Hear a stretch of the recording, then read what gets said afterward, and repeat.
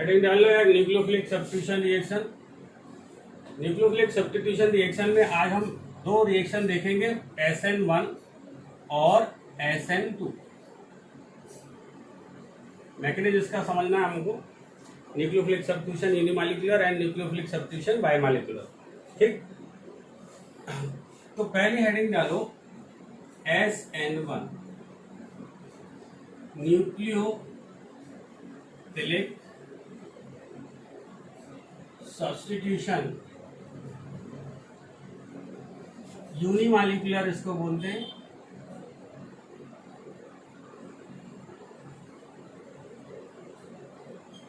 या of order 1 बोलते हैं, ऑफ ऑर्डर 1 बोलते हैं। न्यूक्लियोफिलिक सब्स्टिट्यूशन ऑफ ऑर्डर 1 या न्यूक्लियोफिलिक सब्स्टिट्यूशन यूनिमॉलिक्यूलर, तो जो भी तुम्हें अच्छा लगे भैया वो बोलो। ठीक है, अब देखो न्यूक्लियोफिलिक सब्स्टिट्यूशन रिएक्शन में तुम्हें ये मालूम तो चला सब्स्टिट्यूशन किसका हो रहा है, न्यूक्लियोफाइल का।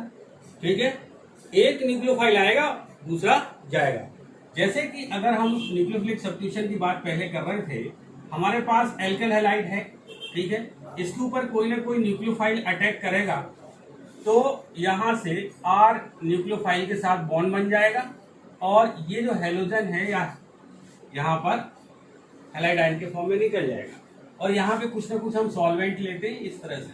तो ये न्यूक्लियोफिलिक सब्स्टिट्यूशन क्यों है, क्योंकि हेलोजन एटम जो भी था यहाँ पर हैलाइड आयन के फॉर्म में एक न्यूक्लियोफाइल, ये भी है नेगेटिव चीज है ना, Cl negative, Br negative, I negative, ये सब क्या है। ठीक है, Cl negative, Br negative, I negative, these are all nucleophile. ये न्यूक्लियोफाइल किससे, दूसरे न्यूक्लियोफाइल से यहाँ पे हम OH ऐड कर सकते हैं, ROH लिख सकते हैं। तो ROH अगर हम लिखते हैं तो OH यहाँ पे आया हुआ है, एक न्यूक्लियोफाइल नेगेटिव के फॉर्म में आ गया और नेगेटिव के फॉर्म में एक न्यूक्लियोफाइल निकल गया, इसलिए हम इसको क्या बोल देंगे, न्यूक्लियोफिलिक सब्स्टिट्यूशन बोल देंगे। राइट, तो न्यूक्लियोफिलिक सब्स्टिट्यूशन तो आपको मालूम है कि क्या होता है, सब्स्टिट्यूशन होता है किसका, एक न्यूक्लियोफाइल का दूसरे न्यूक्लियोफाइल से सब्स्टिट्यूशन हो जाता है, तो इसको हम बोलते हैं न्यूक्लियोफिलिक सब्स्टिट्यूशन रिएक्शन। अब हम SN1 की बात कर रहे हैं, तो SN1 की बात में हम सबसे पहले बात देखते हैं, सबसे पहले हम लिखते हैं general reaction substrate plus reagent, arrow के ऊपर लिखो सॉल्वेंट और यहां पे प्रोडक्ट। ठीक है, होगा ये जो सबस्ट्रेट है उसके ऊपर कोई ना कोई रिएजेंट यानी कि न्यूक्लियोफाइल, यहाँ पे रिएजेंट कौन होगा, न्यूक्लियोफाइल का अटैक होगा in particular presence of particular solvent, then we will get final product, final product हमें मिलेगा। ठीक है, तो सबसे बड़ी बात यहाँ पे, सबसे मेन बात SN1 के लिए क्या है, हमें सबस्ट्रेट कैसा लेना है। तुम्हें मालूम है सबस्ट्रेट यहाँ पे तुम क्या लोगे, एल्केल हैलाइड लोगे। एल्केल हैलाइड मैं 2-3 प्रकार के यहाँ लिख रहा हूं, CH3, Br, tertiary butyl bromide है, CH3 ये HABr आइसोप्रोपाइल ब्रोमाइड है, CH3CH2Br और finally CH3Br। These are the alkyl halides of different kind के तुम्हारे पास क्या है, alkyl halide है। अब रेट ऑफ रिएक्शन फेवरेबल होगी SN1 जो रिएक्शन है फेवरेबल किसके लिए, फास्टर किसके लिए होगा रेट, इसके लिए, इन सभी एल्केल हैलाइड में से तुम्हें चूज करना है, तुम किसको चूज करोगे। ठीक है ना, किसको चूज करना है। SN1 के लिए सबसे बड़ा फैक्टर तुम्हें याद ये रखना है दिमाग में, we will choose such kind of alkyl halide which has more and more steric hindrance, जिसमें steric hindrance ज्यादा हो वैसा alkyl halide हम चुनेंगे। ठीक है, you have to choose such kind of alkyl halide which is very bulky, which is more crowded or which has more and more steric hindrance, जिसमें steric hindrance बहुत ज्यादा हो। अब इन तीनों चारों में देखो, यहां पर एक ग्रुप ये लगा, एक क्या ये मिथाइल ग्रुप लगा, है ना, लगा। तो ये बहुत बड़ा ग्रुप है, ये भी बहुत बड़ा ग्रुप है, ये भी बहुत बड़ा ग्रुप है, ठीक है। तो यहाँ पे जो हिंड्रेंस है ग्रेजुअली क्या हो रहा है, कम होता जा रहा है, ठीक है। यहाँ पे हिंड्रेंस बहुत तगड़ा है, ठीक है। अगर हिंड्रेंस ज्यादा, मैंने बताया SN1 में तुम्हें सबसे पहले स्ट्राइक माइंड में क्या करना चाहिए, एल्केल हैलाइड, एल्केल हैलाइड कैसा होगा, मोस्ट हिंडर्ड होगा, ठीक है। हिंड्रेंस बहुत हाई चाहिए, ठीक, क्लियर है। SN1 रिएक्शन के लिए सबस्ट्रेट जो चुन रहे हो, जहां पे सबस्ट्रेट होगा एल्केल हैलाइड, एल्केल हैलाइड कैसा होना चाहिए, जिसमें हिस्टेरिक हिंड्रेंस बहुत तगड़ा हो, वो लेना है। क्यों लेना, वो धीरे धीरे बात खुलेगी, ठीक है। अब यहाँ पे जो रिएजेंट है, रिएजेंट कैसा लेना है, याद रखो यहाँ पे रिएजेंट जनरली OH नेगेटिव, अगर हम थोड़ी देर में बात करेंगे तो OH नेगेटिव की बात हो रही होगी बार बार। तो OH नेगेटिव जो है ये न्यूक्लियोफाइल है मेरे पास, क्या है, न्यूक्लियोफाइल है। तो न्यूक्लियोफाइल कैसा होना चाहिए, रिएजेंट तो यहाँ पे न्यूक्लियोफाइल है, न्यूक्लियोफाइल कैसा होना चाहिए, कमजोर टाइप का होना चाहिए, थका हुआ होना चाहिए, है ना, बिल्कुल थका हुआ, बिल्कुल कमजोर, ठीक है, वीक न्यूक्लियोफाइल होना चाहिए। तो सेकंड पॉइंट क्या याद रखो, वीक न्यूक्लियोफाइल चाहिए, समझ गए बात। अभी अपन मैकेनिज्म पे आएंगे थोड़ी देर बाद। पहले तो factors which are responsible for the rate of reaction of SN1। SN1 कब होगी, किस टाइप के एल्केल हैलाइड में होगी, किस टाइप के न्यूक्लियो जो रिएजेंट है न्यूक्लियोफाइल किस टाइप का तुम्हें चाहिए। अब बात रह गई किसकी, सॉल्वेंट की। सॉल्वेंट कैसा चाहिए, सॉल्वेंट हमेशा हमें चाहिए पोलर प्रोटिक चाहिए, पोलर प्रोटिक चाहिए। क्यों चाहिए पोलर प्रोटिक, अभी थोड़ी देर बाद में समझ में आएगी बात। वीक न्यूक्लियोफाइल ही क्यों चाहिए, थोड़ी देर बाद समझ में आएगी। और मोस्ट हिंडर्ड चाहिए, स्टेरिक हिंड्रेंस बहुत तगड़ा चाहिए, क्यों चाहिए, अपन मैकेनिज्म जैसे पढ़ेंगे ये सब चीजें डिस्कस करेंगे, ठीक है। तो मोटी बातें क्या है, SN1 के लिए एल्केल हैलाइड कैसा चाहिए, जिसमें क्राउडिंग ज्यादा हो, जिसमें भीड़ ज्यादा हो, बहुत बल्कि हो, भीम हो, भीमकाय चाहिए, भीमकाय बहुत बड़ा चाहिए, ठीक है। क्यों चाहिए बाद में बात करेंगे। न्यूक्लियोफाइल थका हुआ चाहिए, बिल्कुल थका हुआ, वीक चाहिए, ठीक है, जो किसी काम का ही ना हो, ठीक। और जो सॉल्वेंट है पोलर भी हो और प्रोटिक भी हो, ठीक। तीन चीजें बहुत अच्छे से दिमाग में बैठा, ठीक। क्योंकि जब आगे तुम रिएक्शन देखोगे, अगर तुम्हें कोई रिएक्शन दे देगी और पूछेगा कि कौन सी टाइप की मैकेनिज्म को फॉलो करेगा, SN1 SN2, तो तुम देखते ही समझ जाओगे क्या सबस्ट्रेट कैसा है, बल्कि SN1, ठीक है। सॉल्वेंट कैसा है, सॉल्वेंट कैसा, पोलर प्रोटिक, क्या होगा, SN1 होगी, समझ में आया। तो ये चीजें जो फैक्टर्स हैं वो अगर दिमाग में बैठी है तो तुम्हें जो रिएक्शन होंगी, जो तुम्हें ऑप्शन में दी रहेगी किस टाइप के मैकेनिज्म को फॉलो करेगा, वो तुमसे बिल्कुल मिनट में सॉल्व हो जाएगा। जस्ट देखा नहीं कि तुम्हारे पास आंसर मिल गया, ठीक है। अब देखते हैं हम एक रिएक्शन लिखते हैं, जनरल रिएक्शन लिखते हैं SN1 की, ठीक है। देखो जो SN1 रिएक्शन है इट कंप्लीट्स इन 2 स्टेप, ठीक है। Nucleophilic substitution takes place in 2 step. पहली बात तो हम लिखेंगे SN1 कंप्लीट्स इन 2 स्टेप्स। भैया कितने स्टेप में होने वाली है, 2 स्टेप। 1 का क्या करना, तो SN1 लेगा, 1 का 2 करना है, 1 का 2, 1 का 2 करना है, स्टेप 2 है, 2 स्टेप में कंप्लीट होगा, ठीक है। तो कौन कौन से स्टेप है, फर्स्ट स्टेप, पहले स्टेप में आयनाइजेशन होगा, यानी कि एल्काइल हैलाइड का जो भी हेलोजन पार्ट है या हेलोजन एटम है वो लीव करेगा, leaving group will leave out, ठीक है। अब लिखता हूं मैं CH3Br। मैंने पहले ही बताया मुझे एल्काइल हैलाइड कैसा चाहिए, मोस्ट हिंडर्ड चाहिए, बल्कि चाहिए, मैंने बल्कि ले लिया, अब यहां पर क्या यूज किया मैंने, वाटर। सॉल्वेंट कैसा है, मैं जानबूझ के वाटर ले रहा हूं, यहां अल्कोहल भी ले सकते हैं, ठीक है, क्लियर है, अल्कोहल भी ले सकते हैं, वो भी क्या है, polar protic. Any polar protic solvent can be use here, ठीक है, बट हम वाटर ले रहे हैं, उसका कारण है, क्योंकि थोड़ी देर में वो भी समझ में आएगा क्यों ले रहे हैं वाटर, ठीक है। वाटर लेंगे तो होगा यार, ये देखना जरा क्या होने वाला है फर्स्ट स्टेप में, और ये फर्स्ट स्टेप एक्चुअली रिवर्सिबल है, ठीक है, और यही स्टेप स्लो होती है। स्लो क्यों है, ठीक है, क्यों स्लो है, क्योंकि क्या वाटर एक न्यूक्लियोफाइल है, बोलो यार, नहीं है अच्छी बात, न्यूट्रल न्यूक्लियोफाइल है, यानी इसके ऊपर ऑक्सीजन है, ऑक्सीजन के ऊपर तुम्हें क्या दिख रहा है यार, लोन पेयर दिख रहे हैं, तो इलेक्ट्रॉन रिच स्पीसीज है, इलेक्ट्रॉन रिच स्पीसीज है, तो इसलिए इलेक्ट्रोफाइल न्यूक्लियोफाइल तो है, बोलो हाँ या ना, ये न्यूक्लियोफाइल। अब बी क्या कैसा है, बात की बात है, तो है ना, एक न्यूक्लियोफाइल है, ओके। अगर ये न्यूक्लियोफाइल है तो ये रिएजेंट है मेरे पास, और ये सबस्ट्रेट है, ये सबस्ट्रेट है, ये रिएजेंट हो गया, इसका अटैक होगा, ठीक है।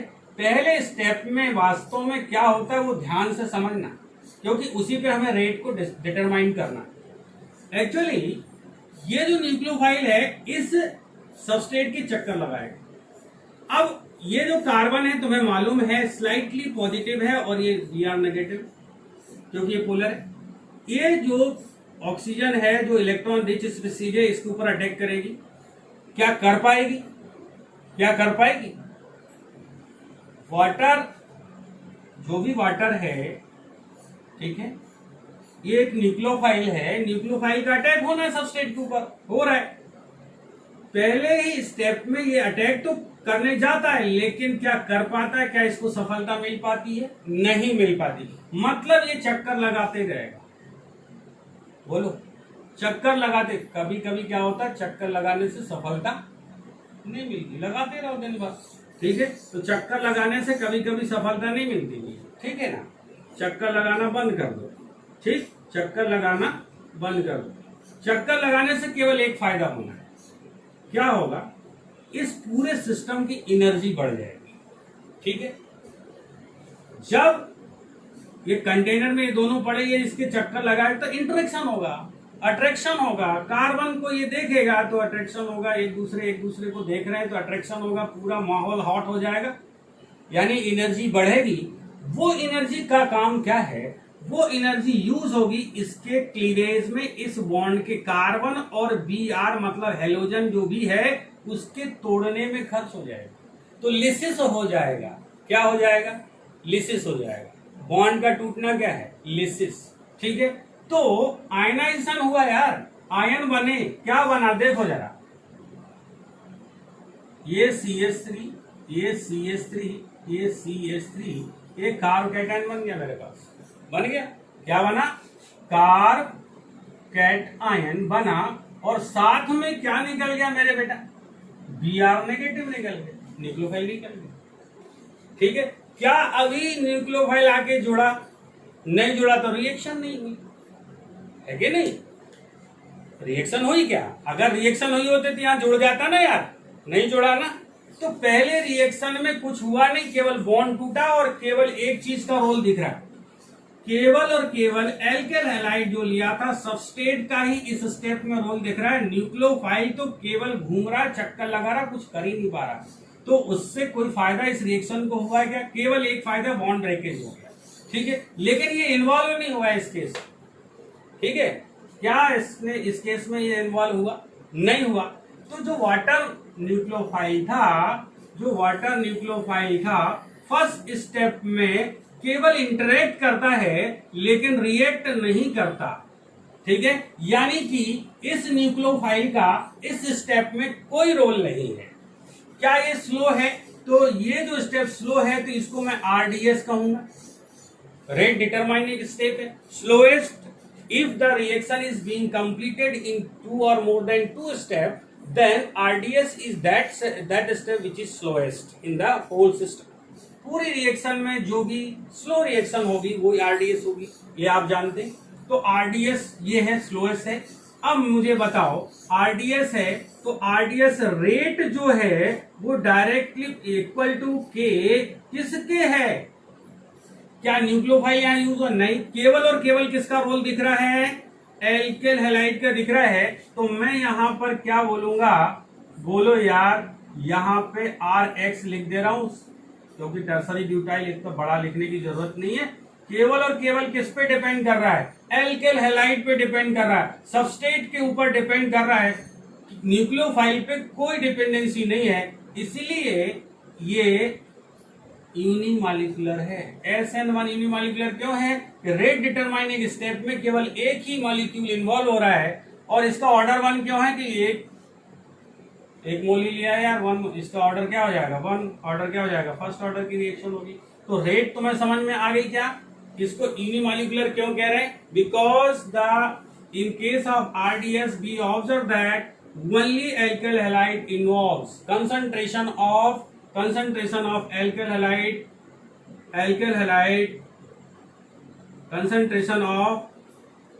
halide alters the rate of reaction। Rate of reaction को बदल कौन सकता है? केवल RX बदल सकता है। ठीक है, एल्केल हैलाइड बदल सकता है। इसका कंसंट्रेशन डबल करोगे रेट डबल हो जाएगी, कम करोगे कम हो जाएगी। न्यूक्लियोफाइल तुम डबल ट्रिपल 4 गुना 5 गुना कम कर दो, उससे कोई फर्क नहीं पड़ना। न्यूक्लियोफाइल तो इंतजार करता है ना, हम इंतजार करेंगे कयामत तक। न्यूक्लियोफाइल क्या कहता? थका हुआ है ना यार, बिल्कुल वीक है, तो कुछ कर नहीं पाता, तो क्या कहेगा? हम इंतजार करेंगे कयामत तक, खुदा करे कि कयामत हो और हम आए। कयामत हो तो हम आए, मतलब कौन आए? न्यूक्लियोफाइल आए। ठीक है, तो ये हो गई कयामत फर्स्ट स्टेप में। क्या बन गया? कार्बोकेटायन बन गया। तो सेकंड स्टेप क्या होगी? ये फर्स्ट स्टेप थी, सेकंड स्टेप में क्या होता है? अटैक होगा। किसका? Nucleophile. Attack of nucleophile. Nucleophile का अटैक हो जाएगा मेरे भाई। किसका? न्यूक्लियोफाइल का अटैक होगा। अरे होगा कि नहीं होगा? होगा। तो अब मेरे पास क्या है? CH3 ये प्लस कार्बोकेटायन 3 डिग्री, और मेरे पास क्या है? वाटर मॉलिक्यूल है। क्या है? H2O। O के ऊपर क्या? Lone pair. ये अटैक यहां करेगा। ठीक है, और उसी समय क्या निकाल लेगा? H प्लस प्रोटॉन निकलेगा कि नहीं? अरे छड़ी सी बात नहीं यार, निकलेगा ना। ये क्या होगा? ये लोन पेयर जाएगा तो ऑक्सीजन के ऊपर प्लस चार्ज आएगा, तो हाइड्रोजन से वापस लेगा तो H प्लस के फॉर्म में निकल जाएगा। तो मेरे पास क्या बन जाएगा? बोलो। मेरे पास बन जाएगा CH3 Br गया, OH आया। क्या ये फाइनल प्रोडक्ट बन गया? बन गया। ठीक है, अल्कोहल बन गया ना भाई। ठीक है, तो दूसरे स्टेप में रोल किसका नजर आता है? न्यूक्लियोफाइल का। पहले में रोल नजर किसका नहीं आता? न्यूक्लियोफाइल का। और ये रिएक्शन फास्ट होती है, इसलिए आरडीएस में इसका कोई रोल नहीं। ठीक है, फास्ट क्यों है? क्योंकि आयन बन चुका, बहुत फास्ट रिएक्शन हो जाएगी। ठीक है, क्लियर है? फास्ट रिएक्शन डिटरमाइन नहीं करती क्या? रेट ऑफ रिएक्शन स्लो करती, तो स्लो में किसका इन्वॉल्वमेंट है? केवल और केवल RX का। ठीक है, RX इन्वॉल्व हो रहा है तो मेरे भैया केवल और केवल एल्काइल हैलाइड पे डिपेंड करेगी। बोलो हाँ या ना? हाँ ना? अच्छी बात। तो मुझे ये चीजें तुम्हें समझानी थी कि आप समझो। इस मैकेनिज्म में यही सब चीजें देखते हैं अपन। एल्काइल हैलाइड कैसा चाहिए? मोस्ट स्टैंडर्ड चाहिए। तो तुम्हारे क्वेश्चन करना चाहिए क्यों चाहिए, है ना? क्योंकि फर्स्ट स्टेप में फॉर्मेशन किसका हो रहा है? कार्बोकेटायन का। किसका हो रहा है? कार्बोकेटायन का। कार्बोकेटायन जो बन रहा है किसी के जाने के बाद उसकी जिंदगी उजड़े नहीं ना यार, वो क्या हो? स्टेबल हो यार। बीआर के साथ ये था, मजे कर रहा था, बीआर के साथ बॉन्ड बना के रखा था, स्टेबल था ना? हाँ, लेकिन बीआर के जाने पर कुछ तो दुख होगा ना? होगा। लेकिन फिर भी क्या होता है? इसको कोई फर्क नहीं पड़ता। वो कहता है कार्बोकेटायन किससे? बीआर। तुझे जाना हो तो जा, तेरी मर्जी, मेरा क्या, मेरे ऊपर कोई फर्क नहीं पड़ता। क्यों? कि मैं स्टेबल हूं। क्यों स्टेबल हूं? आई ग्रुप लगे प्लस आई ग्रुप, तीन तीन लगे, तीन तीन लगे तो इसके कार्ब कैटायन को क्या कर रहे हैं? स्टेबल कर रहे हैं। स्टेबिलिटी इसको मिल रही है, इसलिए इसका हाथ छोड़ने में, इसका साथ छोड़ने में इसको कोई दिक्कत नहीं। ठीक है, इसलिए carb cation, the carb cation which is being formed in the first step that should be stable. वो कैसा होना है? स्टेबल। कब स्टेबल हो सकता है? सोचो जरा। ठीक है, 1 डिग्री लेते क्या स्टेबल होता? 1 डिग्री से यहाँ पे एक, यहाँ पे तुम क्या ले लेते? यहाँ पे अगर तुम क्या लेते? सबस्ट्रेट अगर तुम ले रहे होते क्या? CH3 CH2 Br ले रहे होते, तो Br के जाने पर CH3 CH2 plus 1 degree carb cation बनता। क्या स्टेबल है वो? नहीं है, क्योंकि स्टेबिलिटी हमें मालूम 3 degree is more than 2 degree is 1। यही है ना स्टेबिलिटी। बोलो हाँ, कार्ब कैटायन की स्टेबिलिटी होती है। अरे 3 3 का 9 हाइपर कंजुगेशन बनेंगे।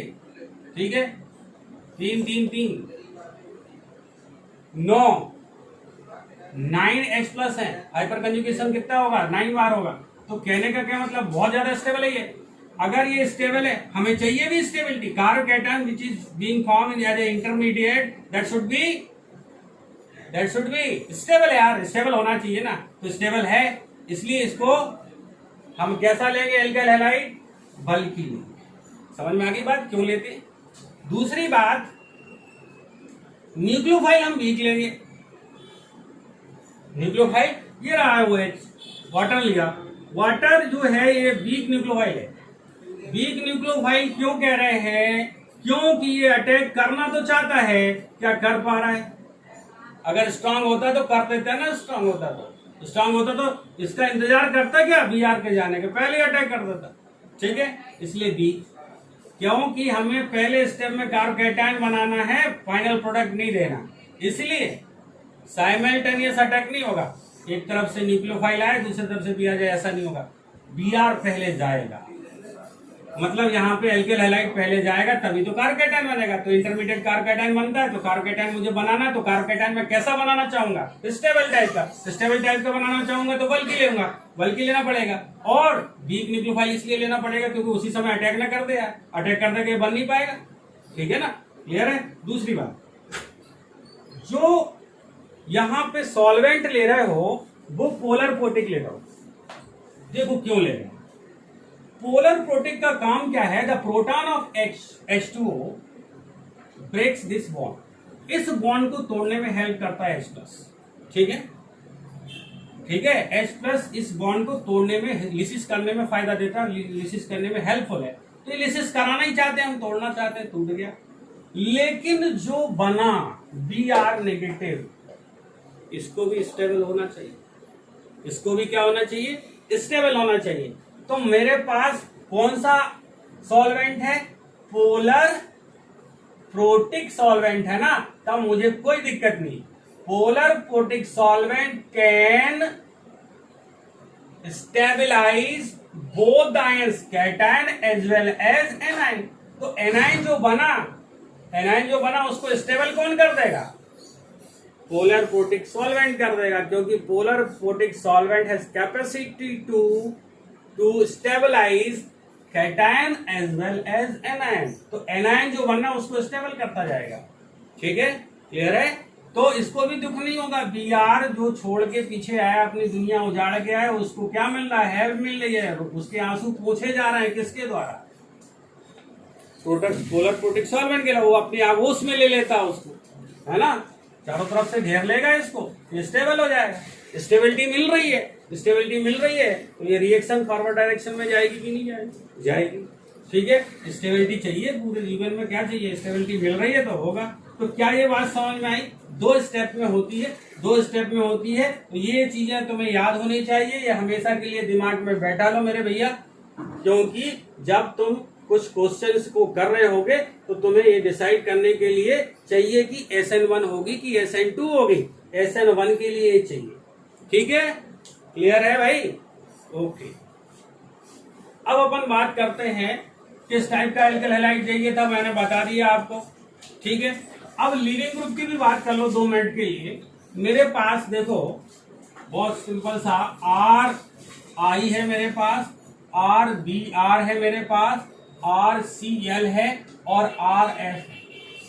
ठीक है, तुम किस टाइप का एल्केल हैलाइड चुनना चाहोगे? ऐसा एल्केल हैलाइड चुनना चाहेंगे हम जिसमें जो हेलोजन एटम लगा हो वो आसानी से चला जाए, यानी लिविंग ग्रुप कैसा होना चाहिए? गुड। तो इसमें तुम बताओ, ये आई नेगेटिव के फॉर्म में जाएगा, बी आर नेगेटिव के फॉर्म में जाएगा, सी एल नेगेटिव के फॉर्म में जाएगा, एफ नेगेटिव के फॉर्म में जाएगा। जो जा रहा है वो लिविंग ग्रुप है क्या? है। क्यों लिविंग ग्रुप है? क्योंकि ये जो हेलोजन एटम्स हैं, हेलोजन आयंस यहाँ पे कहेंगे, हेलाइड आयन हो गए ये आयंस क्या है? लिविंग ग्रुप है। क्योंकि यहाँ पे क्या लेके आ रहा है? ये सिग्मा इलेक्ट्रॉन लेके आ रहे हैं। ठीक है, क्लियर है? तो ये सब क्या है? लिविंग ग्रुप है। ये क्या है? लिविंग ग्रुप है। अब इसमें हमें ये चूज करना चाहिए कि कौन अच्छा लिविंग ग्रुप है। तो अपन पहले बता चुके अच्छा लिविंग ग्रुप कौन है? जिसकी बेसिसिटी कम हो, जिसकी बेसिसिटी कम हो वो अच्छा लिविंग ग्रुप होगा। तो ये अच्छा लिविंग ग्रुप इसकी बेसिसिटी कम है, बल्कि है, बड़ा है। ठीक है, क्लियर है? क्लियर है? इलेक्ट्रॉन की डेंसिटी कम होगी ना मेरे भाई। ठीक है, क्लियर? तो ये सबसे अच्छा लिविंग ग्रुप होगा। तो अब तुम एल्केल हैलाइड कौन सा चुनना चाहोगे? मैंने तो यहाँ Br लिया है, तुम और अच्छा ले सकते थे CH3, CH3, CH3I, ये लेना चाहिए क्योंकि इसमें लिविंग ग्रुप सबसे अच्छा है। ठीक है, तो लिविंग ग्रुप के लिए मुझे ऐसा एल्केल हैलाइड चाहिए जिसमें लिविंग ग्रुप अच्छे से आसानी से चला जाए। वीक लिविंग ग्रुप होना चाहिए, स्ट्रॉन्ग नहीं होना चाहिए, आसानी से जाने वाला होना चाहिए। ठीक है, क्लियर है? और एल्केल हैलाइड कौन सा लेंगे? स्टेरिक हिंड्रेंस वाला लेंगे।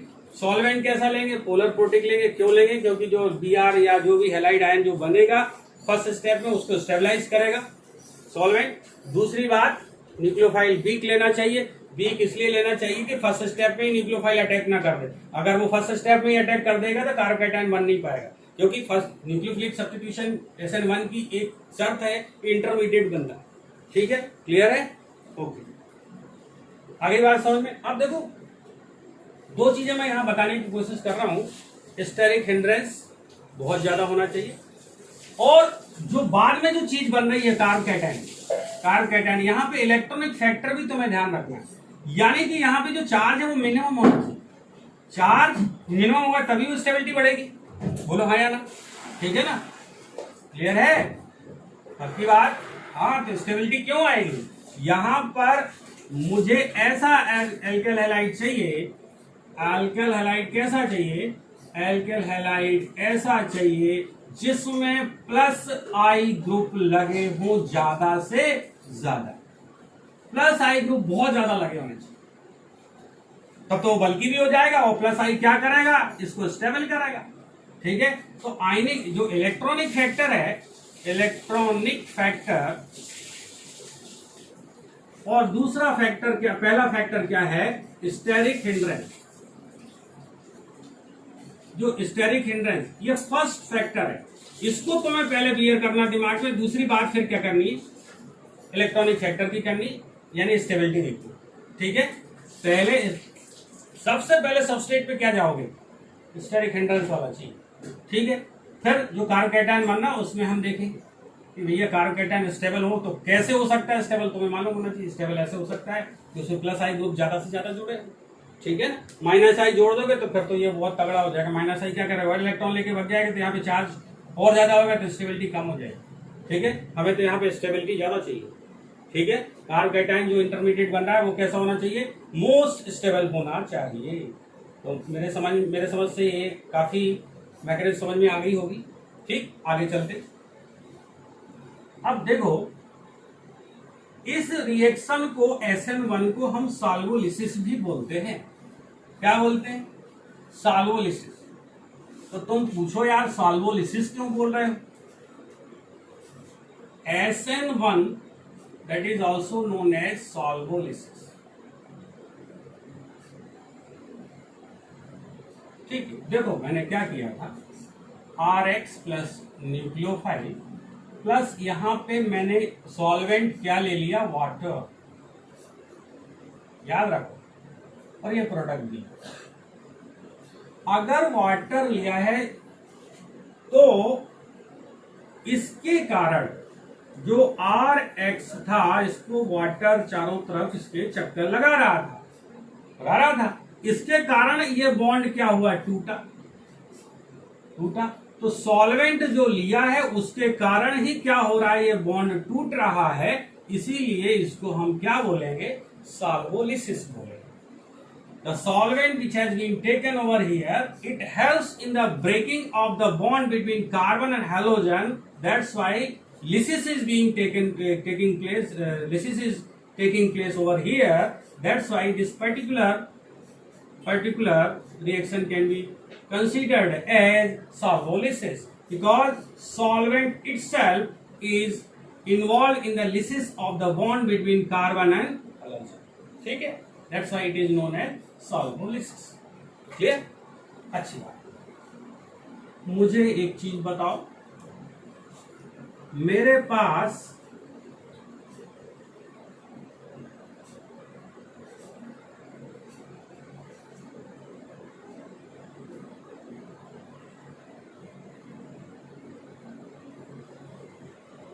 यहां पे ओ ले लो। ये दो प्रकार के एल्केन हैलाइड हैं, ठीक है। तो सॉल्वोलिसिस किसका अच्छा होगा, इसका कि इसका? ये ए दे देता हूं मैं, ये इसको बी दे देता हूं। किसका होगा यार सॉल्वोलिसिस अच्छा? सोचो, सॉल्वोलिसिस से हो क्या रहा है? इंटरमीडिएट बन रहा है। इंटरमीडिएट बन रहा है कि नहीं बन रहा? अरे सॉल्वोलिसिस हुआ, अभी पहले रिएक्शन में क्या देखा तुम?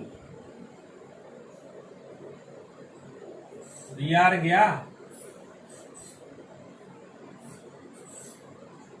ये इंटरमीडिएट बना कार्बोकेटन, तो इंटरमीडिएट कार्बोकेटन बनना है, ठीक है। और वो कैसा बनना चाहिए, स्टेबल बनना चाहिए, बोलो हाँ या ना। तो अगर सॉल्वोलिसिस से स्टेबल कार्बोकेटन जिसका बनेगा वो जल्दी से सॉल्वोलाइज हो जाएगा, जल्दी से तो छूट जाएगा, मतलब जल्दी से Br चला जाएगा, उसका बॉन्ड जल्दी ब्रेक हो जाएगा। देखो कैसे, अगर मैं इसका बॉन्ड ब्रेक करता हूं Br, तो यहाँ पे पॉजिटिव चार्ज आता है, यहाँ पे मैं Br को तोड़ता हूं तो यहाँ पे पॉजिटिव चार्ज आता है, बोलो हाँ या ना, आता है। अब यहाँ पे देखो CH3 लगा है, यहाँ पे कितने H लगे, 1 2, तो यहाँ पे 2 H है, यहाँ पे भी 2 H है कि नहीं, 2 H, बोलो 1 2 2 बॉन्ड कार्बन है, 1 2 3 4, ऐसा लिख देता है यार, H H, तुम्हारा तो कुछ समझ में नहीं आता, H, ठीक है, आप समझ में आ गया। अब यहाँ पे देखो, इस कार्बोकेटाइन को स्टेबलाइज करने के लिए 1 2 3 4 3 7 H प्लस हाइपर कन्जुगेशन पास। यहाँ पे देखो ये 3 हाइड्रोजन यहाँ पर है, 2 यहाँ पर है, यहाँ पे एक भी नहीं, लेकिन क्या है, रेजोनेंस है। यहाँ पे क्या है, रेजोनेंस है। रेजोनेंस से ये कार्बोकेटाइन स्टेबलाइज हो रहा है, तो ज्यादा स्टेबल है ये। हमें तो पहले स्टेप में चाहिए कार्बोकेटाइन जो बने वो स्टेबल बने, तो उससे बॉन्ड ब्रेकिंग आसानी हो जाएगी, लिविंग ग्रुप जल्दी चला जाएगा। तो लिविंग ग्रुप इस केस में जल्दी जाएगा ना यार, क्योंकि जो पीछे छोड़ के आ रहा है, जो पीछे छोड़ के जा रहा है वो स्टेबल छोड़ के आ रहा है, इसलिए इसका सॉल्वोलिसिस जल्दी होगा, ठीक है, इस पर भी ध्यान रखो, ठीक, ओके। तो ये तो मैकेनिज्म हो गई किसकी, SN1 की। अब अपन इसमें बात करते हैं SN1 में स्टीरियोकेमिस्ट्री की, ठीक है। अभी लोग बात कहते हैं तो कार्बोकेटाइन बनता है, वो sp3 हाइब्रिडाइज बनता है। हम वहां पे पहले मैकेनिज्म में हमने sp3 की बात नहीं की है, अब हम करेंगे, क्योंकि यहाँ पे उसका रोल है, पहले उसका कोई रोल नहीं था, ठीक। अब देखो स्टीरियोकेमिस्ट्री में पहला काम हम देखते हैं।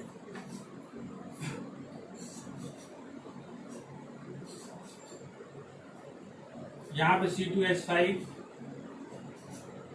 यहाँ पे और कुछ ले लेता हूं मैं, H ले लेता हूं, यहाँ पे Br, ठीक है, ओके। और मैंने ये वही सब चीजें ली है, वाटर ही ली, ठीक। पहला स्टेप में क्या बनेगा भैया बताओ जरा,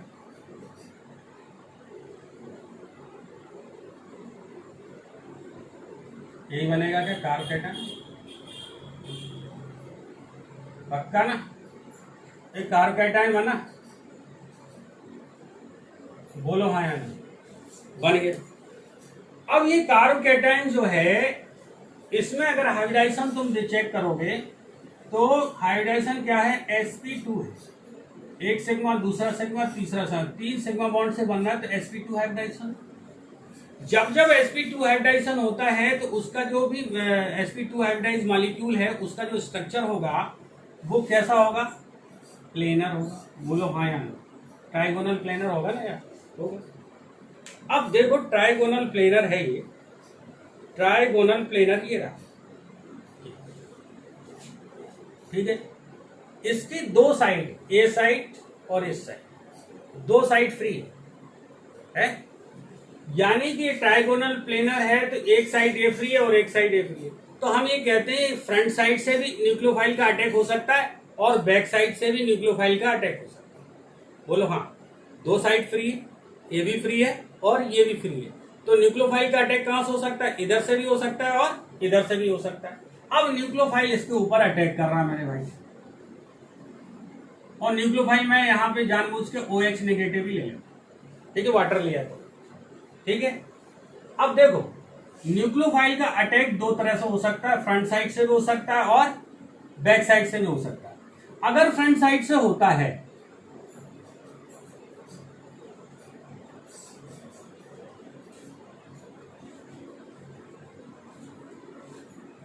ठीक है, और बैक साइड से होता है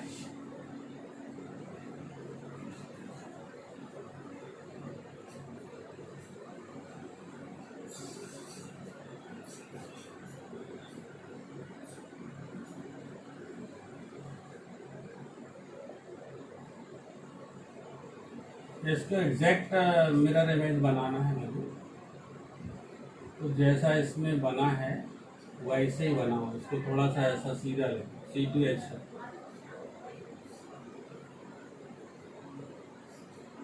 ये ऐसा ले, ये एक दूसरे के क्या है, मिरर इमेज है और इनांसियोमर्स है। मिरर इमेज क्या कहलाते हैं, इनांसियोमर्स कहलाते हैं। तो एक दूसरे के इनांसियोमर्स है और मिरर इमेज है एग्जैक्टली, ठीक है। अब देखो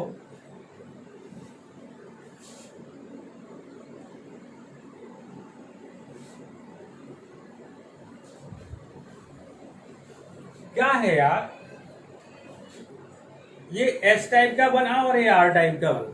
50% लाइट को लेफ्ट हैंड साइड घुमाएगा और 50% लाइट को क्या कर, प्लेन पोलराइज लाइट को 50% क्या करेगा, राइट हैंड साइड और दूसरा लेफ्ट हैंड साइड। तो जो लाइट की जो पोलराइजेशन, जो पोलराइज लाइट है, प्लेन पोलराइज लाइट 50% इधर 50% उधर, तो इसको हम बोलते हैं रेसमिक मिक्सचर है, रेसमिक मिक्सचर। तो ये पूरी प्रोसेस क्या कहलाने लगेगी, रेसमाइजेशन। तो तुम हमेशा पढ़ोगे SN1 रिएक्शन में रेसमाइजेशन टेक्स प्लेस, क्या पढ़ोगे, रेसमाइजेशन। ये है यार, रेसमाइजेशन का मतलब क्या है, जो 50% ऐसे कंपाउंड बने हैं जो कि प्लेन पोलराइज लाइट को राइट हैंड साइड घुमा रहा है और 50% ऐसे कंपाउंड इसमें बना हुआ है जो कि प्लेन पोलराइज लाइट को लेफ्ट हैंड साइड घुमा रहा है। तो आधा राइट हैंड और आधा इधर, तो 50-50। मतलब क्या, ये ऑप्टिकली इनएक्टिव हो गए, और ऑप्टिकली इनएक्टिव हो गई। कंपाउंड जो भी बने वो कैसे होंगे, यहाँ पे जो भी मिक्सचर बना होगा ऑप्टिकली इनएक्टिव हो जाएगा। क्यों हो जाएगा, इसलिए हो जाएगा कि आधे लोग लाइट को इधर घुमा रहे लेफ्ट हैंड साइड, आधे लोग राइट हैंड साइड घुमा रहे, बोलो हाँ या ना, ठीक है।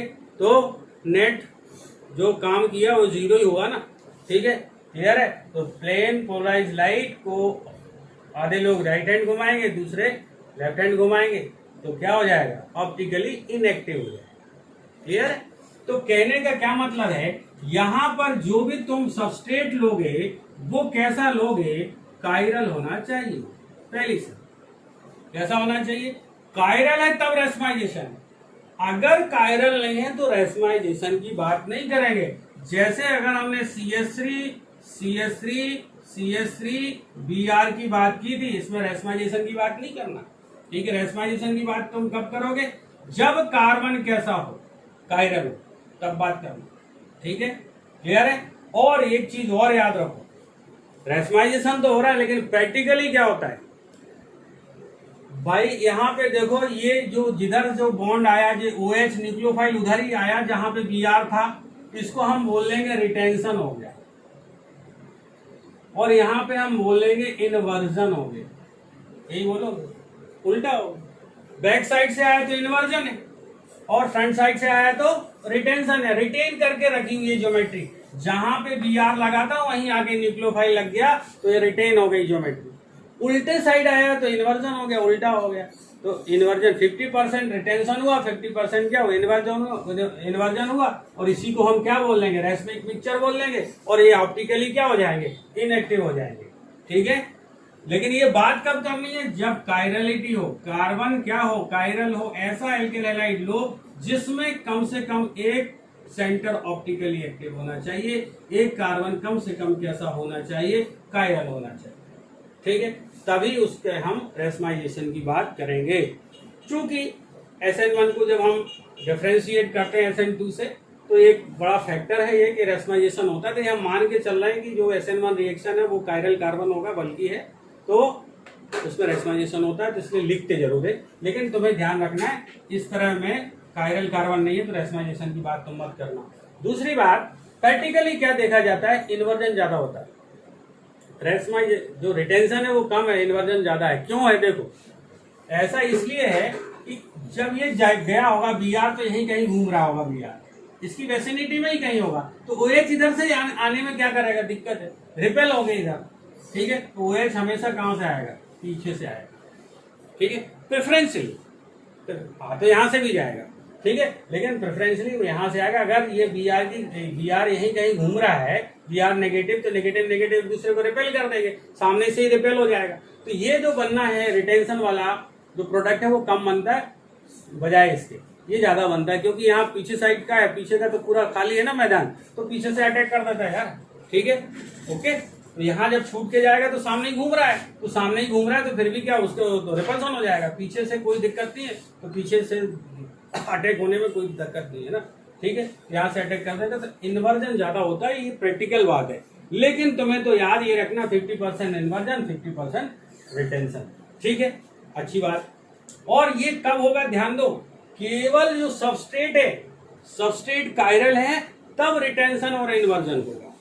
ठीक है, अगर तुमने रिएजेंट जो है वही ऑप्टिकली एक्टिव लिया, तब की बात अलग हो जाएगी, तब कुछ नहीं हो सकता। ये मेरे पास क्या है, CH3 और ये Br है, और मैं यहाँ पे न्यूक्लियोफाइल कोई ऐसा ले रहा हूँ HO, और यहाँ पर ऐसा ले लेता हूँ मैं AX AY AZ, ये ले लेता हूँ। ठीक है, तुम्हें मालूम ये जाएगा, ये प्लस हो जाएगा, ये प्लस हो जाएगा तो ये अटैक करेगा, अटैक करेगा तो H प्लस चला जाएगा, तो ये जो प्रोडक्ट बनेगा मेरे पास, देखो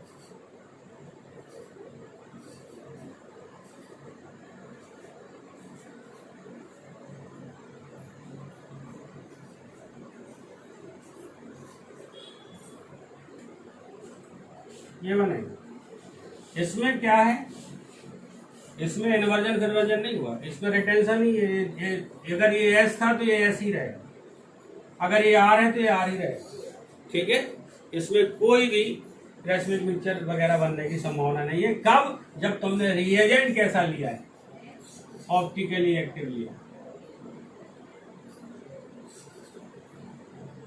क्या ऑप्टिकली एक्टिव लिया, रिएजेंट, याद रखो, रिएजेंट जब तुम ऑप्टिकली एक्टिव लोगे तब ये सब चीजें नहीं होने वाली। ठीक है, क्लियर है। इसलिए रेशमाइजेशन में क्या ध्यान रखना है, हमें तो जो सबस्ट्रेट है वो कायरल चाहिए। ठीक है, वो चाहिए, तब हम रेशमाइजेशन की बात करेंगे। अगर रिएजेंट लिया हुआ है तो कुछ नहीं होना।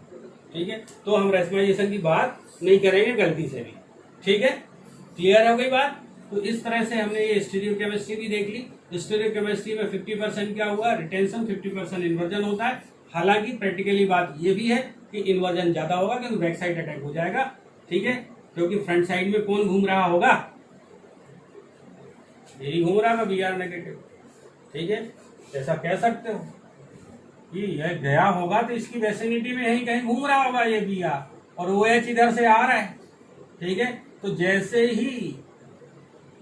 जैसे ही रखा कदम कूहे यार में, ये भाई साहब यहाँ आ रहा है, ये किसकी गली में, यार की गली में आ रहा है ये।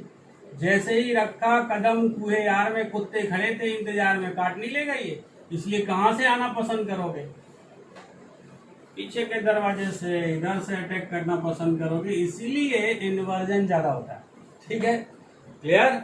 तो जैसे ही रखा कदम कूहे यार में, कुत्ते खड़े थे इंतजार में, तो कुत्तों से नहीं काटना है अपन को, पीछे से अटैक करोगे, ठीक है, क्लियर। प्रैक्टिकली ये बात है।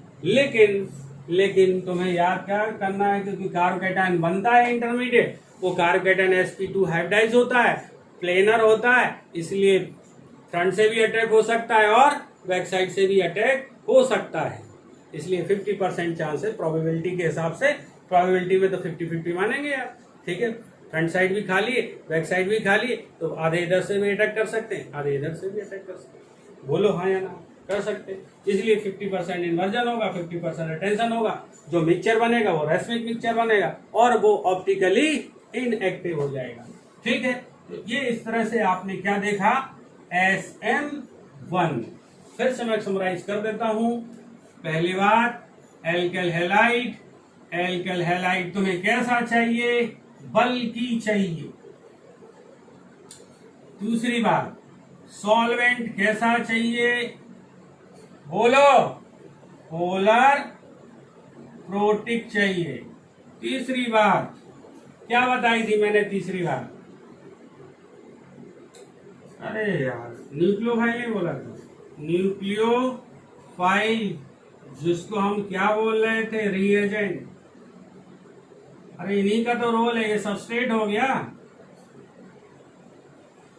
ये सॉल्वेंट हो गया, रिएजेंट हो गया। न्यूक्लियोफाइल कैसा चाहिए, वीक चाहिए, कैसा चाहिए, वीक चाहिए। ये चीजें तुम्हें दिमाग में होनी चाहिए, ठीक है। और जब तुम रेसमाइजेशन की बात करोगे तो जो एल्केल हैलाइड है उसमें कार्बन कैसा चाहिए, कार्बन कायरल चाहिए, ठीक है, कायरल कार्बन होना चाहिए, ठीक, तब जाके रेसमाइजेशन की बात करना, ठीक है। sp2 हाइब्रिडाइज बनता है, ये कार्बोकैटायन यहाँ पर देख लो बनता है, अरे सॉरी sp3 लिख दिया मैंने, sp2 बनता है, sp2 बन रहा है ना, ठीक है। 3 सिग्मा बॉन्ड है, तो sp2 हाइब्रिडाइज होता है, प्लेन पोलर होता है ना, प्लेन में रहता है, प्लेनर स्ट्रक्चर होता है। प्लेनर स्ट्रक्चर है तो बैक साइड भी अटैक हो सकता है और फ्रंट साइड भी अटैक हो सकता है, ठीक है, क्लियर। तो तभी इन्वर्जन और रिटेंशन हो सकता है। That's all about SN1 reaction. मिलते हैं SN2 के लिए, तैयार रहो। SN2 में क्या है, न्यूक्लियोफाइल इंतजार नहीं करता, न्यूक्लियोफाइल अटैक करता है, तो वहां पे अटैक करता है, न्यूक्लियोफाइल किसी का इंतजार नहीं कर रहा, तो अब न्यूक्लियोफाइल कैसा लोगे, वीक के स्ट्रॉन्ग, स्ट्रॉन्ग लोगे, कैसा लोगे, स्ट्रॉन्ग, हमें इंतजार नहीं करना। दूसरी बात, वहां पे सॉल्वेंट कैसा लोगे, क्या वहां पर लिविंग ग्रुप जा रहा है, पहले जा रहा है क्या, उसको स्टेबलाइज करने की जरूरत है, नहीं है ना, है नहीं है जरूरत, तो इसलिए हम कैसा लेंगे, पोलर लेंगे, ए प्रोटिक लेंगे। अगर तुमने वहां पे प्रोटिक ले लिया तो न्यूक्लियोफाइल को ही क्या कर लेगा, घेर लेगा, वो न्यूक्लियोफाइल का अटैक होने नहीं देगा, ठीक है। इसलिए वहां पर हमेशा हमें जो सॉल्वेंट लेना है, पोलर ए प्रोटिक लेना है, यहाँ पर पोलर प्रोटिक लेना है SN1 में, और वहां पे एल्केल हैलाइड कैसा लोगे, सिंपल, जिसमें हिंड्रेंस ना हो, ठीक है, ताकि अटैक आसानी से कार्बन सेंटर पर हो पाए। वो अपन बात करते हैं SN2 की, ठीक है। SN2 के मैकेनिज्म में मैं आपको बताऊंगा कैसे होगा। That's all, thank you.